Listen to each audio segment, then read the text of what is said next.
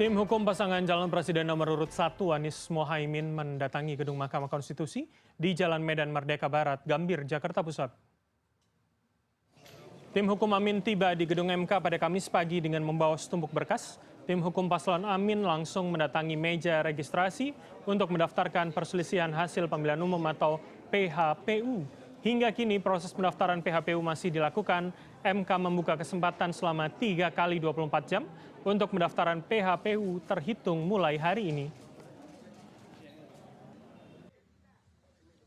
Sebelumnya dalam konferensi pers yang digelar di Rumah Pemenangan Amin Jalan Diponegoro, Jakarta Pusat, Ketua Tim Hukum Nasional Amin, Ari Yusuf Amir mengatakan, Timnas Amin sudah memasukkan gugatan pemilu 1 jam setelah KPU merilis hasil rekapitulasi nasional.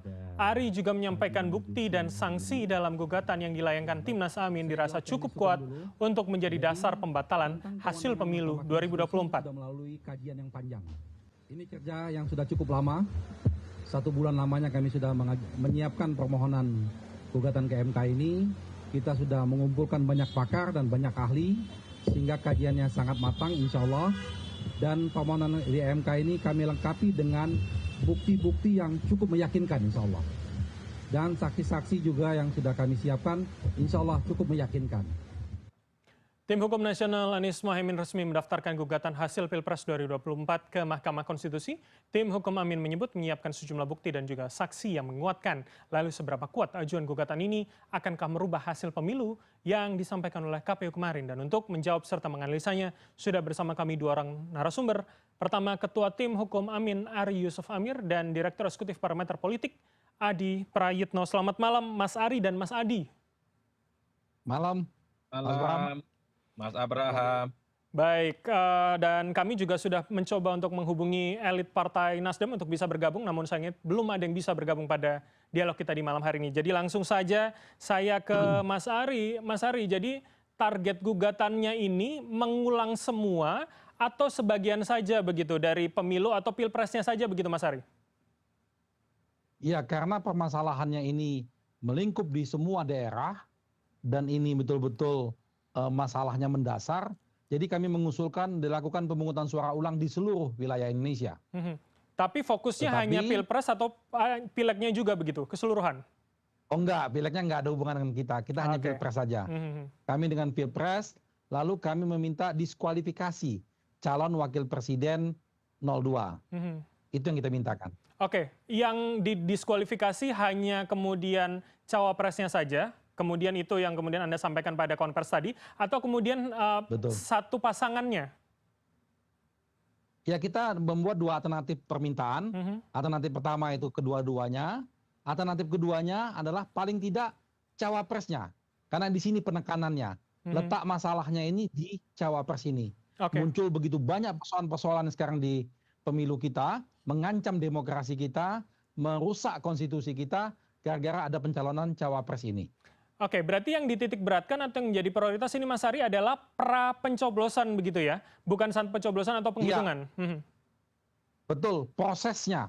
Proses ini yang bermasalah. Mulai dari pendaftarannya Gibran, proses di MK, lalu baru berjalan sampai kepada proses di kampanye dan pencoblosan. Oke, baik. Saya ke Mas Adi terlebih dahulu. Saya minta analisanya begitu Mas Adi. Kalau dengan premis itu, dengan kemudian logika itu yang diajukan oleh Tim Hukum Nasional Amin, artinya dengan judul sengketa hasil pemilu, itu seberapa cocok dan seberapa nanti itu bisa berjalan begitu Mas Adi dalam perspektif politik?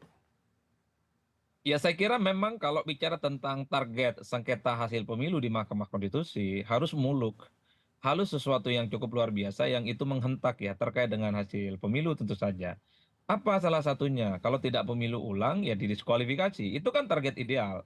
Kalau kemudian gugatan hasil ke Mahkamah Konstitusi itu hanya sebatas misalnya mengulang sejumlah TPS yang dinilai ada potensi kecurangan, ya tujuan untuk menggugat ini di MK tidak ada gunanya. Makanya secara keseluruhan kalau saya membaca ya anatomi soal gugatan 01 dan 03 ini kan hampir sama, materinya hampir sama. Satu misalnya soal bagaimana putusan MK yang dinilai cukup cacat tapi KPU memutuskan bahwa calon wakil presiden nomor 2 itu kan kemudian ditetapkan sebagai kontestan. Di situ saja dianggap bermasalah, tinggal nanti diuji apa argumen dan dasar hukumnya yang bisa dijadikan sebagai sandaran ya untuk memperkuat argumen ini dan meminta kepada hakim untuk melakukan apa namanya delegitimasi bahkan apa namanya sebagai bentuk bahwa itu adalah suatu hal yang tindakan-tindakan yang tidak sesuai dengan prosedur. Hmm, Misalnya juga soal adanya politisasi bansos yang dinilai ini dilakukan secara sistematis dan menguntungkan salah satu paslon. Ini kan hmm. perlu diuji. Artinya apa? Kalau mengacu kepada materi yang disampaikan dari 1 dan 3, ini sebenarnya common sense, sudah dipahami oleh semua orang. Tinggal nanti memang adu kuat data, adu kuat argumen, termasuk saksi-saksi. Oke, Kalau tidak salah misalnya saksi dari kubu 1 ini kan menghadirkan sejumlah oknum, apa namanya, oknum penyelenggara pemilu ya di level wilayah itu yang dinilai paham dan tahu persis terkait dengan potensi kecurangan itu.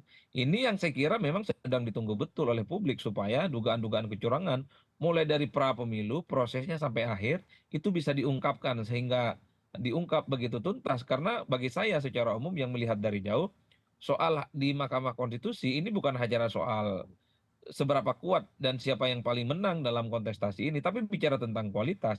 Hal-hal yang sifatnya substantif dan kualitatif perlu diuji nantinya di Mahkamah baik. Konstitusi supaya kita itu punya presiden dan wakil presiden, anggota dewan yang terpilih adalah mereka yang legitimate, dipilih langsung oleh rakyat, bukan melalui proses-proses kecurangan. Karena kita khawatir, takut bahwa presiden terpilih, anggota dewan terpilih adalah mereka yang selalu akan diolok-olok Baik, sebagai oke. produk pemilu yang misalnya tidak demokratis. Poin saya di situ, Artinya Mas. kemudian taruhannya adalah soal marwah begitu ya hasilnya. Tapi kalau kemudian dengan logika pra pencoblosan itu masih masukkah kategori sengketa hasil pemilu begitu Mas Adi yang ingin saya tekankan? Gimana, Mas? Ya, Mas Adi. Jadi dengan kemudian menjadikan pra pencoblosan itu menjadi premisnya, menjadi dasarnya, seberapa itu masuk dalam kemudian kategori sengketa hasil pemilu? Nah, ini ada dua logika yang pastinya berbeda. Kalau kita mengacu pada Mahkamah Konstitusi, yang mereka adili adalah persoalan-persoalan yang terkait dengan apa namanya sengketa hasil pemilu. Misalnya ada calon tertentu yang dinilai dirugikan ya, karena ada tindakan-tindakan yang dilakukan secara TSM, terstruktur, sistematis dan masif. Mungkin dengan cara penggunaan aparatus-aparatus kekuasaan atau menggunakan bantuan-bantuan sosial yang dinilai itu didesain untuk memenangkan salah satu calon. Tinggal nanti Mahkamah Konstitusi mau tidak misalnya mau menerima gugatan-gugatan yang sebenarnya tidak ada kaitannya dengan hasil dan sengketa pemilu. Kalau kubu 01 pastinya akan mengaitkan semua hasil dalam pemilu kita ini ada kaitannya dari awal. Oke, baik, baik. Kecurangan-kecurangannya, dugaan-dugaan tidak fairnya itu diawali bukan ketika pencoblosan saja, tapi jauh sebelum itu Hmm, semua ada indikasi yang dianggap inline bahwa semua proses yang terjadi dalam panjang pemilu ini adalah proses pemilu yang kemudian membuat ada indikasi ketidakjujuran, ada indikasi kecurangan dan seterusnya. baik. Berarti Disitulah nanti akan terjadi pendapat yang menurut saya luar biasa argumen hukumnya. Karena dalam konteks tergugat terutama 02 juga akan melahirkan saksi-saksi dan bukti-bukti yang akan saling berhadapan-hadapan dengan kubu 1 dan kubu 3. oke, berarti PR-nya adalah pembuktian dari pengkaitan itu tadi. Saya ke Mas Ari kalau begitu. Jadi artinya seberapa Ya, kuat dalam konferensi Anda mengatakan bukti-bukti yang kemudian itu cukup kuat. Apa yang bisa meyakinkan publik itu Mas Ari? iya. Nanti dalam persidangan kita akan jelaskan, kita akan uraikan bukti-bukti Hmm, pendukung kita.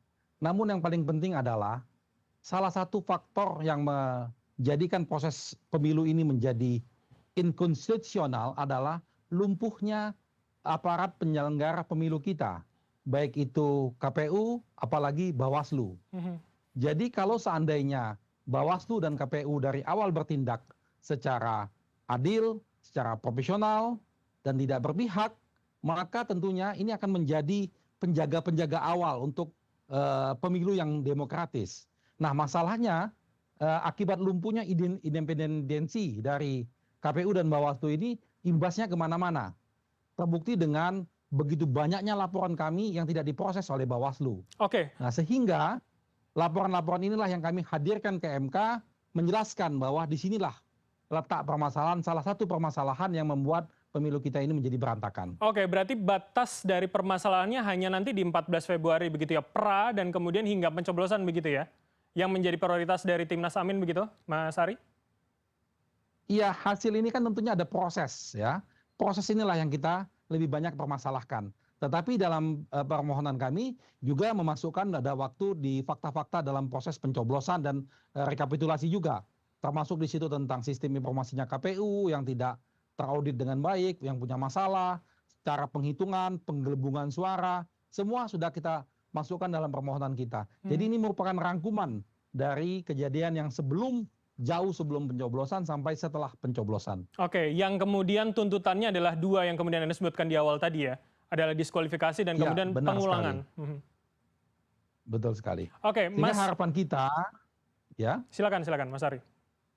ya harapan kita adalah bagaimana kita menjalankan amanah dari rakyat Indonesia, menciptakan betul-betul iklim demokrasi yang jauh lebih baik, bukan malah mundur ke belakang.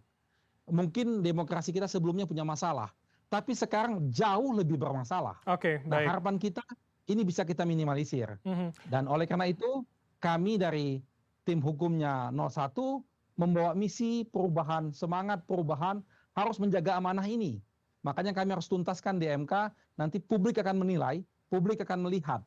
Jadi tidak hanya kepada hakim Mahkamah Konstitusi kami laporkan, tapi kepada seluruh rakyat Indonesia. Oke, Inilah baik. kualitas pemilu kita. Oke, itu menarik. Tapi yang kemudian menjadi pertanyaan saya pula adalah ketika Anda mengatakan soal penyelenggaranya itu yang juga kemudian Anda sebut tadi bermasalah. Mengapa kemudian itu tidak tersampaikan ke Bawaslu ataupun DKPP? Mengingat memang sejumlah sidang sudah dijalankan, sejumlah sanksi juga telah diberikan begitu atas ajuan-ajuan sebelumnya. Bukankah itu cukup kemudian? Mengapa kemudian itu juga harus dibawa dan menjadi salah satu poin dalam laporan Anda atau gugatan Anda ke MK begitu Mas Ari? Karena masalahnya tidak selesai. Oke. Mereka tidak beretikat baik untuk menyelesaikan masalah-masalah ini. Oleh karena itu, terhadap banyaknya laporan kami ke Bawaslu yang tidak ditanggapin, kami membuat laporan ke DKPP. Mungkin kita sama-sama tahu DKPP telah memberi beberapa keputusan yang memberikan sanksi etik kepada Bawaslu. Tapi begitu banyaknya sanksi-sanksi etik yang diterima oleh KPU, diterima oleh Bawaslu, tidak membuat mereka menjadi jauh lebih baik ternyata. Oleh karena itulah sekarang ini kami harus masuk ke Mahkamah Konstitusi. Oke, baik. Saya tanyakan ke Mas Adi kalau begitu. Jadi kalau memang sudah melalui bahasa saya mungkin filter ya, filter di Bawaslu, di DKPP itu kemudian tidak memuaskan, kira-kira ketika ke MK akan sama nggak narasinya atau kemudian nanti jangan-jangan ya kurang lebih mirip begitu Mas Adi? Ya, saya kira memang sebagai pihak penggugat, kubu 1 lah khususnya, nanti juga kubu 3 kan juga mengusulkan sengketa ini di Mahkamah Konstitusi, pasti segala hal itu dipersiapkan secara sempurna. Mulai dari saksi, mulai dari materi, termasuk soal goal apa yang mereka ingin target ya. Kalau tidak salah, saya mencoba untuk menghitung ya, ada sejumlah amunisi yang saya kira memang dipersiapkan. Tadi kan saya sudah menyebut dari segi saksi ya, kan banyak saksi yang ingin dihadirkan oleh kubu 1 dan 3. Kubu 3 itu agak sedikit maju akan menghadirkan oknum Kapolda yang dinilai mengetahui proses terjadinya indikasi kecurangan ini. Ini menarik. Oke, Ditambah misalnya teman-teman nomor 1 khususnya ini kan juga menghasilkan sejumlah kepala desa mungkin atau oknum-oknum pelaksana di level bawah yang dinilai paham betul dan mengetahui secara konkret dan detail terkait dengan dugaan kecurangan. baik. Kalau materinya banyak yang ingin disampaikan itu, Mas, dan itu semuanya masuk akal bagi kita. Soal MK-MK, soal pork barrel, politisasi bansos gitu ya. Termasuk misalnya soal sirekap yang dinilai janggal dan seterusnya dan seterusnya. Oke, Endingnya kalau saya tidak salah kan ada dua. Selain soal bagaimana ada upaya untuk mendiskualifikasi, ada upaya-upaya untuk melakukan pemungutan ulang ya Pilpres baik. ini. Dan yang ketiga, supaya ada harapan di mereka ini Pilpres terjadi 2 putaran. Oke, baik. Itu tentu yang menjadi pertanyaan begitu ya. Ketika 03 sudah secara clear menyatakan akan membawa atau menjadikan seorang Kapolda, salah satu Kapolda menjadi saksi, apakah Timnas Amin juga akan menghadirkan saksi yang progresif atau jangan-jangan lebih dari itu? Saya akan tanyakan ke Mas Ari, tapi jangan langsung jawab Mas Ari, karena kita akan jeda senak. Pemirsa, tetaplah bersama kami di Pilihan Indonesia. Anda masih bersama kami di Pilihan Indonesia, dan sebelum saya melanjutkan dialog dengan dua orang narasumber, kami tampilkan dulu informasi berikut ini, yaitu Ketua Umum Partai Nasdem Surya Paloh menyatakan menerima hasil pemilu 2024 dan mengucapkan selamat kepada Capres dan juga Cawapres Prabowo Gibran. Begitu pula Sekretaris Jenderal PKS Abu Bakar Al-Habsyi mengaku menerima keputusan KPU tersebut Namun ia menyebut partainya akan berupaya melanjutkan hak angket kecurangan pemilu di legislatif. Sementara itu, Capres nomor urut 1 Anies Baswedan menilai setiap partai politik memiliki hak dan juga sikapnya masing-masing.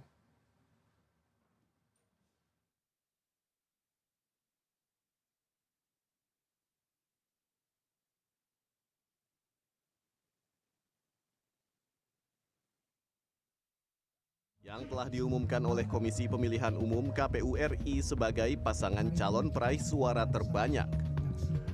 Dalam konferensi pers yang digelar di Nasdem Tower Menteng, Jakarta Pusat, Rabu malam, Surya Paloh menyatakan menerima hasil pemilu 2024 yang dilaksanakan 14 Februari lalu. Partai Nasdem mengucapkan selamat kepada seluruh partai politik peserta pemilu legislatif tahun 2024. Beserta dengan ketiga pasangan calon yang telah mengikuti kontestasi pemilihan presiden pada pemilu 2024. Partai Nasdem juga mengucapkan selamat kepada pasangan Prabowo Subianto dan Gibran Rakabuming Raka sebagai pemenang Pilpres tahun 2024. Ketiga, atas berbagai catatan yang ada, Partai Nasdem tetap berkomitmen untuk senantiasa berada dalam kehendak yang terus-menerus berupaya memperbaiki kehidupan demokrasi dan politik kita. Nasdem akan selalu siap, terbuka, serta telah menjalin komunikasi dan korespondensi dengan berbagai kelompok masyarakat sipil, akademisi, para tokoh, cendekiawan, guru besar, hingga media sebagai pilar demokrasi keempat guna mewujudkan komitmen tersebut. Begitu pula Partai Keadilan Sejahtera PKS juga menerima keputusan KPU yang menetapkan Prabowo Subianto dan Gibran Rakabuming Raka sebagai pemenang pemilu 2024. Sekjen PKS Abu Bakar Al-Habsyi mengaku puas dengan hasil pemilu legislatif, di mana PKS mengantongi 8,24% suara atau naik dari pemilu 2019. Dan banyak catatan dalam pemilu ini, paling tidak masalah sirekap, dan ada keanehan-keanehan banyak partai yang nggak tahu kalau angkanya melambung tinggi. Contohnya kasus di Kalimantan Selatan, yang saksinya pun sampai ketawa sendiri dan bingung kok angkanya bisa setinggi itu. Nah, ini mungkin jadi catatan kita buat periode-periode yang akan datang. Iya, kalau untuk menerima. Adapun masalah hukum itu lain ceritanya. Meski menerima, Abu Bakar memberi catatan pemilu 2024 diwarnai dengan keanehan sistem sirekap KPU dan dugaan penggelembungan suara di sejumlah daerah. Sebagai anggota koalisi perubahan, PKS akan mendorong Timnas Amin untuk mengajukan gugatan ke Mahkamah Konstitusi. Capres Anies Baswedan menghargai sikap partai dan menilai setiap partai politik memiliki hak dan sikapnya masing-masing. Terkait dengan sikap, kita semua memahami bahwa sedang menjalani proses konstitusional. Partai politik memiliki hak konstitusional dan partai politik juga memiliki sikap yang harus dihormati. Jadi kami menghormati, menghargai, dan insya Allah kita terus sejalan di dalam mengusung gagasan perubahan untuk demokrasi yang lebih baik. Namun Anies tetap berharap Partai Nasdem konsisten terus berada di jalur perubahan. Ia mengatakan hal ini akan membuat demokrasi di Indonesia lebih baik. Tim Liputan CNN Indonesia. Dan kami akan melanjutkan dialog dengan dua orang narasumber, Ketua Tim Hukum Amin, Ari Yusuf Amir, dan Direktur Eksekutif Parameter Politik, Adi Praitno. Saya ke Mas Ari sebelum mengomentari soal perbedaan respon begitu atas pengumuman KPU kemarin, Mas Ari. Saya kembali ke pertanyaan saya sebelum jeda tadi. Jadi saksinya nanti akan lebih progresif, lebih mengejutkankah daripada 03 yang sudah secara clear begitu menyampaikan salah satu Kapolda begitu, Mas Ari? Insya Allah saksi-saksi kita mendukung statement dan narasi yang akan kita bangun. Argumen-argumen yang kita bangun, kita dukung dengan bukti dan saksi-saksi yang cukup kuat. Insya Allah bisa disampaikan nanti di MK. Oke, artinya mereka yang cukup mengetahui di setiap daerah begitu ya? Karena dalam poin yang Anda sampaikan ini cukup luas begitu sebarannya. Iya, betul. Kita sudah menyiapkan saksi di berbagai macam daerah, tinggal kita nanti mengajukan berapa MK mengizinkan untuk didengarkan keterangannya secara lisan. Oke. Karena nanti juga ada keterangan secara tertulis. Adakah kemudian pejabat negara di situ? Mohon maaf sampai sekarang kami belum bisa menyampaikannya karena kami agak trauma, beberapa saksi kami mundur karena Oke. ditekan dan macam-macam lah. Jadi kami belum bisa menyampaikannya, mohon maaf. Oke, tapi ketersediaan itu sudah disampaikan begitu ya untuk bisa hadir di MK begitu ya, Mas Ari? Sudah. Baik. Sudah secara tertulis dan juga akan hadir secara langsung. Oke, Mas Ari, langsung beranjak saya ingin mengomentari yang ada di paket berita tadi begitu. Responnya ini berbeda ternyata. Ketika Anies Mohaimin kemarin sudah memberikan sikap, kemudian langsung dibawa ke MK pada hari ini, tapi Nasdem sudah mengucapkan selamat, sudah menerima, bahkan tadi PKS juga mengatakan ya kasus hukum soal lain, tapi mengucapkan selamat terlebih dahulu. Ini kan ada perbedaan publik menerima respon dari 01 Koalisi Perubahan begitu Mas Ari? Ya, saya pikir sah-sah saja ya, karena itu kan domainnya berbeda dengan kita. Itu beliau-beliau domainnya politik. Sebagai seorang politisi mungkin mereka punya kajian-kajian yang khusus. Tetapi komitmennya baik itu Nasdem maupun PKS untuk kita maju ke MK, untuk kita mengajukan angket, komitmennya masih sama. Karena tadi kami masih berdialog, bahkan Nasdem mengirimkan utusannya lawyernya untuk bergabung kita di MK, PKS juga mengirimkan lawyernya untuk bergabung dengan kita di MK. Kami melihatnya mereka masih punya semangat yang sama dengan kami. Oke, artinya kemudian kalau publik membaca tim hukum, Timnas Amin ini berjalan sendirian tanpa partai politik itu tidak benar begitu ya? Tidak benar, karena kami didukung penuh oleh kawan-kawan lawyer dari Nasdem dan PKS beserta PKB. Oke, baik. Mereka semua hadir bergabung dengan tim hukum. Baik. Saya ke Mas Adi kalau begitu. Jadi bisa kita baca demikian kah Mas? Atau kemudian ya perbedaan jalan sudah mulai tercium begitu Mas Adi? Ya kalau kita mendengar statementnya Pak Surya Paloh tadi malam ataupun PKS ini kan mengindikasikan seakan-akan persoalan yang terjadi pada hasil Pilpres ini kan sudah dianggap selesai ya. Saya juga sebenarnya agak sedikit terkejut ketika Nasdem itu menerima ya hasil keputusan KPU yang diumumkan soal pemenang Pilpres dan mengucapkan selamat kepada Prabowo dan Gibran. Bagi kita yang melihat dari jauh ini seakan-akan pemilu sudah selesai, pemilu sudah wassalam, pemilu sudah game over. Jadi sekalipun ada upaya-upaya untuk ke MK itu hak konstitusional, sekalipun ada upaya-upaya untuk mengajukan hak angket tentu itu hak konstitusional yang saya kira dimiliki oleh semua orang, tapi sebagai sikap politik, pernyataan Nasdem itu tentu memancing satu spekulasi yang seakan-akan menganggap Nasdem tidak akan ikut kemana arah yang akan dilakukan oleh Anies dan Muhaimin dalam konteks untuk mencari keadilan dalam pemilu, termasuk PKS yang dulu dibayangkan oleh publik ya menjadi garda terdepan dalam upaya untuk terus mengawal terkait dengan indikasi kecurangan, tapi sikapnya kan bagi kita sangatlah ambigu. Satu sisi memang menerima hasil keputusan KPU tadi malam meski dengan catatan kritis yang disikapi itu soal sirekap. Sirekap itu sorry itu saya bukan hasil resmi yang bisa dijadikan sebagai acuan untuk ya memutuskan hasil dalam pemilu. Inilah yang kemudian publik melihat bahwa PKS sekalipun sikapnya mendua. Per hari ini yang kelihatan tetap istiqomah betul 100% untuk terus melakukan langkah-langkah politik ke depan baru PKB. Di situ cukup nyata bagaimana PKB dan Gus Muhaimin bersama Anies tetap konsisten dan istiqomah bahwa persoalan mencari keadilan terkait dengan manipulasi atau indikasi-indikasi kecurangan dalam pemilu akan mereka tempuh di kemudian hari. Berarti kecurigaan soal ketidaksolidan itu bisa kita baca begitu ya, Mas Adi ya? Ya sulit sebenarnya kalau itu tidak dibaca, Mas. Karena ketika menyatakan menerima hasil pemilu, mengucapkan selamat kepada pemenang, bagi kita ini adalah sikap yang melunak. Saya ingat persis beberapa waktu yang lalu ketika misalnya Nasdem mengatakan tanpa PDIP sekalipun mereka akan terus melakukan upaya hak angket. Dan Nasdem belakangan, PKS belakangan tidak terlampau nyaring bicara tentang hak angket. Termasuk soal bagaimana sikap mereka nanti akan melakukan gugatan hasil sengketa pemilu di MK, bunyinya juga nggak ada. Yang ada dan selalu bicara tiap hari tentang ke MK itu adalah Anies Baswedan dan Muhaimin Iskandar. Yang lain nyaris tak pernah terdengar suaranya. Mas Adi, tapi kalau kemudian Sekjen PKB mengatakan bahwa ya ini kamar yang berbeda begitu loh. Kasus hukum tetap berjalan, tapi ya ucapan selamat disampaikan saja. Logika itu bagaimana Ya, kita publik melihatnya? Betul. Saya kira betul, tapi kan itu dianggap sebagai sebuah sikap yang melunas. Kalau mau keras kalian, jangan ucapkan selamat dulu, apalagi menyatakan apa namanya setuju dengan hasil KPU, karena prosesnya masih berjalan, terutama mencari keadilan di Mahkamah Konstitusi.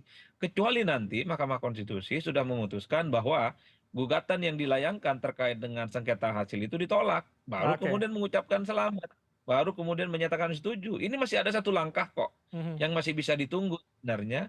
Harus sabar bahwa ada upaya mencari keadilan dari kubu Amin dan kubu nomor 3 terkait dengan indikasi-indikasi kecurangan. Baik, oke. Saya tanyakan ke Mas Ari. Jadi kecurigaan soal ketidaksolidan itu ada gitu, Mas Ari?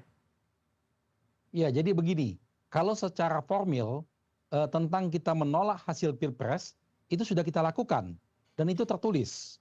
Jadi dari kita karena yang berhak untuk menolak atau menerima hasil Pilpres itu adalah di Timnas. Kami dari Timnas sudah melakukan penolakan secara resmi. Baik itu dari tingkat kabupaten kota, provinsi sampai kepada tingkat pusat. Sudah ada penolakan resmi. Jadi kalau ada statement-statement yang sifatnya tadi atas nama pribadi mungkin atau atas nama partai tidak mengganggu dari statement secara formil yang sudah kita lakukan. Oke, Mas Ari, Dan tapi kan tadi yang partai seperti politik disampaikan oleh ini ya Mas Adi, bagian dari koalisi besar ini begitu, Mas Ari. Sehingga orang akhirnya mempertanyakan ketika ada perbedaan sikap begitu, Mas Ari. iya itu sah-sah saja. Artinya ada asumsi yang berbeda, masyarakat menerimanya berbeda itu sah-sah saja dan wajar menurut saya. Tetapi sampai saat ini saya masih yakin bahwa ketiga partai ini masih solid. Karena buktinya mereka selalu menghubungi kami, baik itu dari Nasdem, baik itu apalagi PKS ya. PKS itu tadi juga hadir di Mahkamah Konstitusi bahkan. Jadi dan sebelumnya kawan-kawan yang menjadi deputi kesaksian itu banyak dari PKS, mereka juga hadir di Diponegoro, ikut juga mengantar kita ke Mahkamah Konstitusi. Oke. Jadi saya tidak melihat itu sebenarnya. Oke, baik-baik. Saya ke Mas Adi. Mas Adi, saya minta analisanya. Jadi kalau kemudian disampaikan oleh capresnya kemarin dengan Gus Muhaimin begitu satu pasang menyampaikan ini bisa publik baca mewakili ketiga partai koalisi atau hanya jangan-jangan mewakili dirinya masing-masing dan juga Timnas Amin begitu, Mas Adi? Kalau kita yang melihat dari jauh, seakan-akan kubu Amin ini kan menunjukkan sesuatu yang tidak solid ya. Beberapa waktu yang lalu misalnya Sudirman Said mengatakan bahwa tim mereka ya satu persatu mulai sudah banyak yang tidak aktif. Pernyataan Nasdem, sikap politik PKS terkait dengan hasil keputusan KPU tadi malam itu kan mengindikasikan bahwa sebenarnya ya pemilunya sudah selesai dan yang sangat semangat sebenarnya untuk terus melakukan pencarian terkait dengan upaya-upaya mengungkap dugaan kecurangan ini ya hanya Anies Baswedan dan Muhaimin Iskandar ya, dan tentu para tim hukum dan para relawannya. Bagus sih sebenarnya. Tapi support secara politik gitu ya dari partai-partai pengusungnya sebenarnya perlu. Termasuk Nasdem nyaris kan kita tidak pernah mendengar lagi sikap politik mereka seperti apa. Begitupun dengan PKS sikap politik mereka ke depan seperti apa.